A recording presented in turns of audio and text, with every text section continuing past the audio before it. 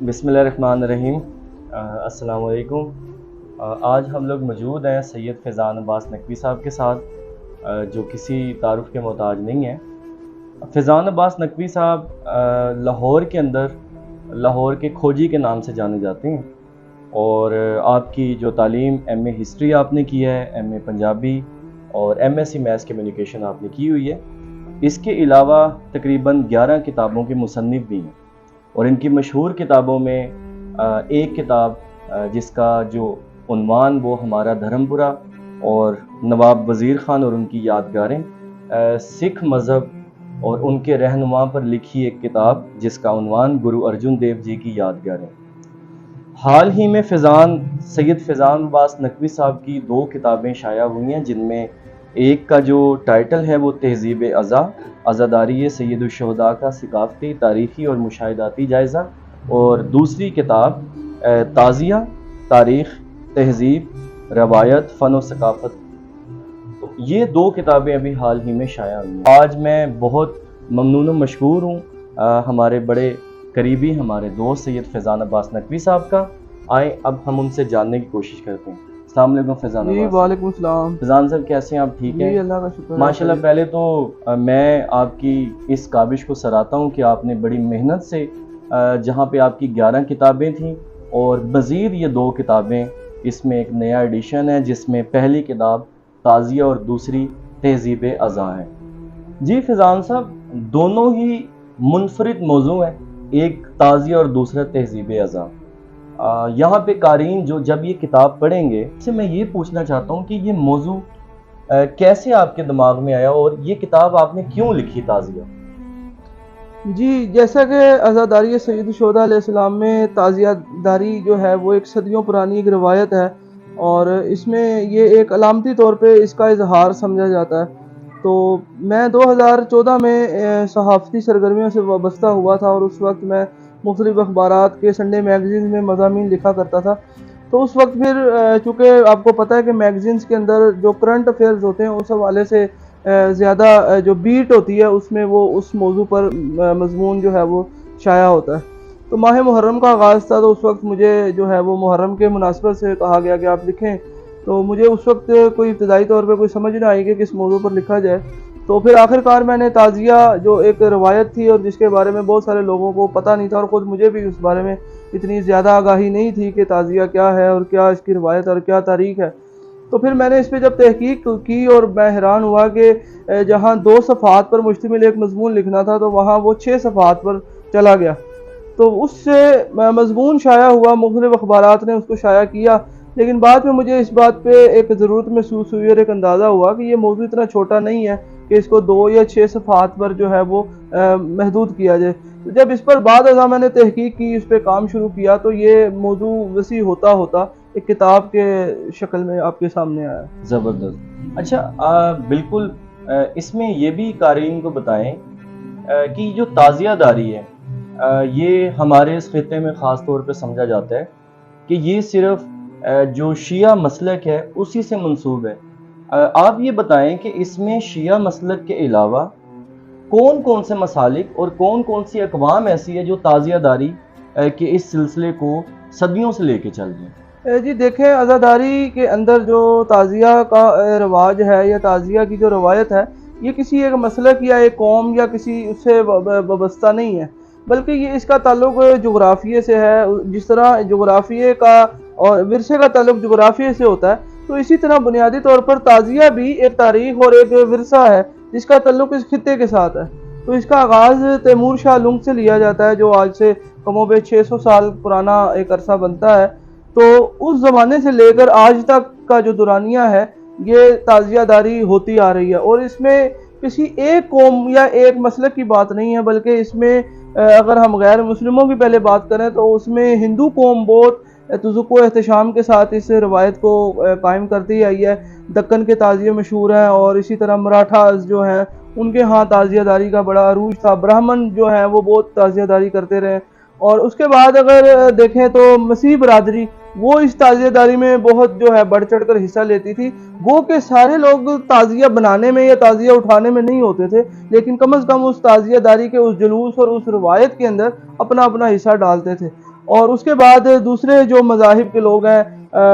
ہندو ہو گئے، سکھ ہو گئے، مسیحی ہو گئے، اور یہ تمام لوگ اس کا حصہ رہے ہیں۔ اور مذاہب کے بعد اگر ہم مسالک میں بات کریں تو اس کا تعلق صرف شیعہ مسلک سے نہیں ہے، بلکہ اہل سنت بھی صدیوں سے اس روایت کا حصہ رہے ہیں۔ اگر آپ ملتان میں اگر دیکھیں تو وہاں 28 لسنس ہیں جو تعزیہ داری کے حوالے سے مشہور مانے جاتے ہیں، اور آپ حیرت زدہ ہوں گے کہ اس میں 19 لسنس جو ہیں وہ اہل سنت کے نام پر ہے۔ اسی طرح چنیوٹ کے اندر جو اٹھنے والے تعزیے ہیں ان میں بھی اکثریت اہل سنت حضرات کی ہے، اور اسی طرح لاہور میں کینٹ کے علاقے میں صدر بازار میں 9 محرم کو جو ایک جلوس نکلتا ہے سوگواری کا، وہ تمام اہل سنت نکالتے ہیں۔ اسی طرح لاہور کے دھرمپورہ کے اندر گردوارہ چوبچہ صاحب کے اندر جو مہاجرین کی پوری بستی ہے، اس کے اندر جو ہے وہ 10 سے 12 تعزیے 9 محرم کو رات کو نکلتے ہیں، وہ اہل سنت کے ہیں۔ تو اس لیے تعزیے کا تعلق کسی قوم یا کسی مسلک سے نہیں ہے، بلکہ تعزیہ ایک روایت ہے، اور اس کی نسبت چونکہ حضرت امام حسین علیہ السلام سے ہے، تو امام حسین کو جو جو بھی مانتا ہے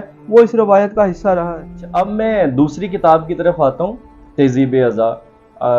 جو پڑھنے والے لوگ ہیں ان کو بڑا شدت سے اس کتاب کا انتظار تھا۔ میں آپ کو یہ دکھا بھی دیتا ہوں، یہ تہذیب اعضاء۔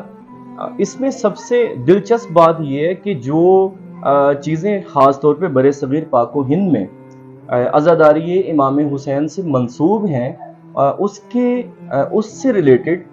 بہت ساری چیزیں، بہت سارے سوالوں کے جوابات ہمیں تحقیقی روشنی میں مل جائیں گے۔ تو اب ہم اپنی جو دوسری کتاب ہے سید فیضان عباس نقوی صاحب سے یہ پوچھیں گے کہ یہ جو تہذیب اعضاء تھی اس اور کیا ضرورت تھی اس کتاب کو شائع کرنے کی؟ جی، جب تعزیے پر میں کام کر رہا تھا تو تعزیے کے بعد مجھے محسوس ہوا کہ عزاداری کے اندر اور بہت ساری ایسی چیزیں ہیں کہ جن کی کوئی نہ کوئی تاریخ اور توجیہ موجود ہے،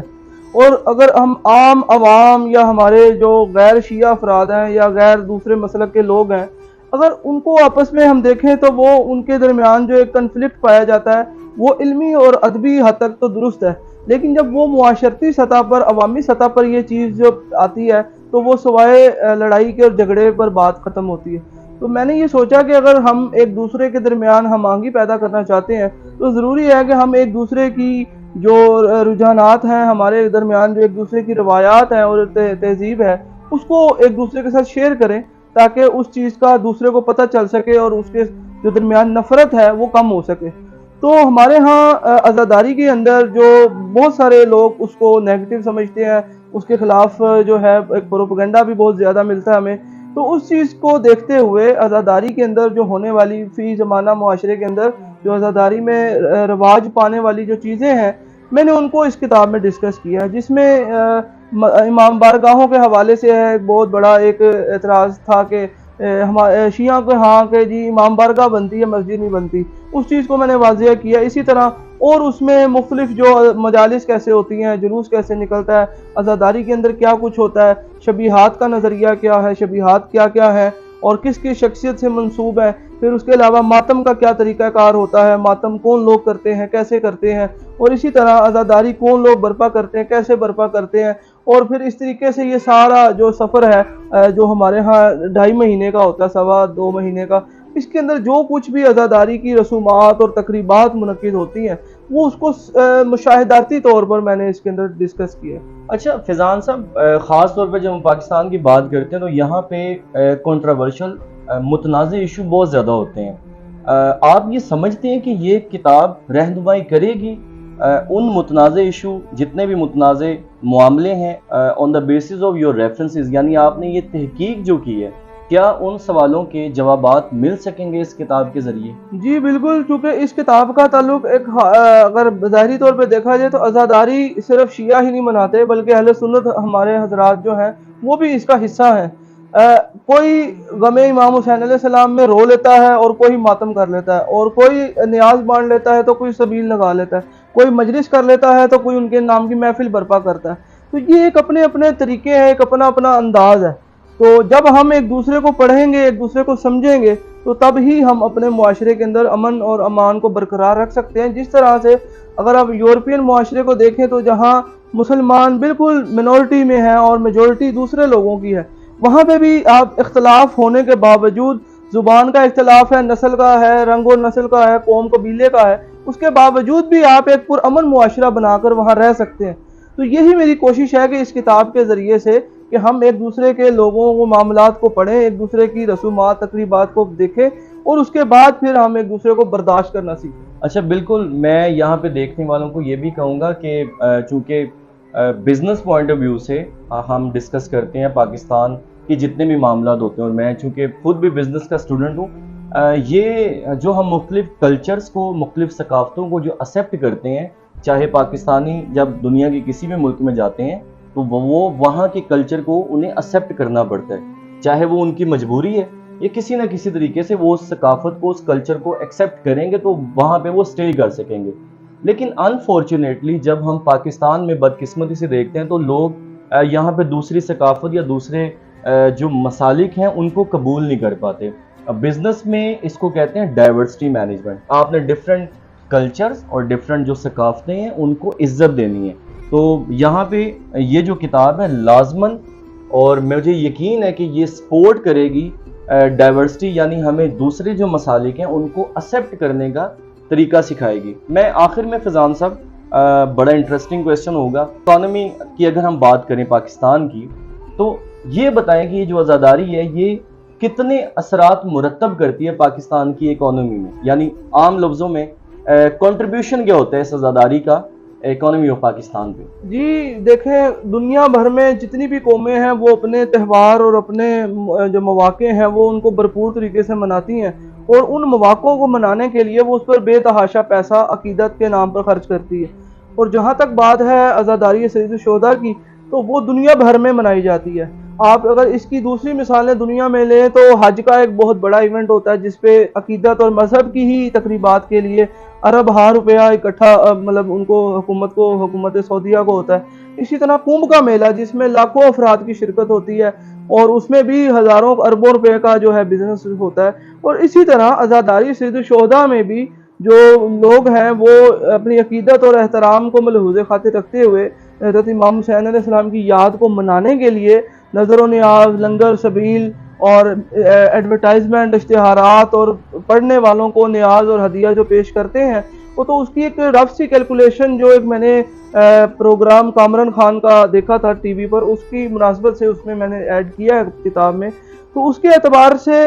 یہ پروپیگنڈا تھا کہ عزاداری کے 2 دن جو 9-10 محرم کے اسپیشلی ہوتے ہیں کہ جی پورے ملک میں چھٹی ہوتی ہے اور اتنی انڈسٹری بند رہتی ہے اور کاروبار بند رہتے ہیں اور اس کا بڑا نقصان ہوتا ہے. تو کامران خان صاحب نے اس کا ایک جواب دیا تھا کہ اکانومی بند نہیں ہوتی بلکہ اکانومی پہلے سے زیادہ چلتی ہے, کہ جس میں لوگ حد سے زیادہ خرچ کرتے ہیں, اور پوری انہوں نے کیلکولیشن کر رکھی تھی کہ کتنی مجالس ہوتی ہیں اور کتنا خرچ ہوتا ہے, کتنی دیگیں لنگر پکتا ہے اور کتنی اس پہ خرچ ہوتے ہیں, کتنے ایڈورٹائزمنٹ پہ خرچ ہوتے ہیں, کتنی لائٹنگ کے کام پہ خرچ ہوتے ہیں, کتنے صفائی والے کام پہ خرچ ہوتے ہیں, کتنے دیگر انتظامات پر خرچ ہوتے ہیں. تو اس طرح ان کی کیلکولیشن جو تھی وہ ارب ہا روپیہ تھا جو پوری دنیا بھر میں ہوتا ہے. اگر آپ دیکھیں کہ عزاداری کے اندر جو امام حسین علیہ السلام کے روزے کی زیارت کو لوگ جاتے ہیں, اب اس کے اوپر بھی آپ دیکھیں گے تو ایک فرد کا تقریباً پاکستان سے 3 سے 4 لاکھ روپے خرچ آ رہا ہے. تو آپ پاکستان سے ہی کیلکولیشن لے لیں کہ عاشورہ پر کتنے لوگ امام حسین کی زیارت کے لیے جا رہے ہیں,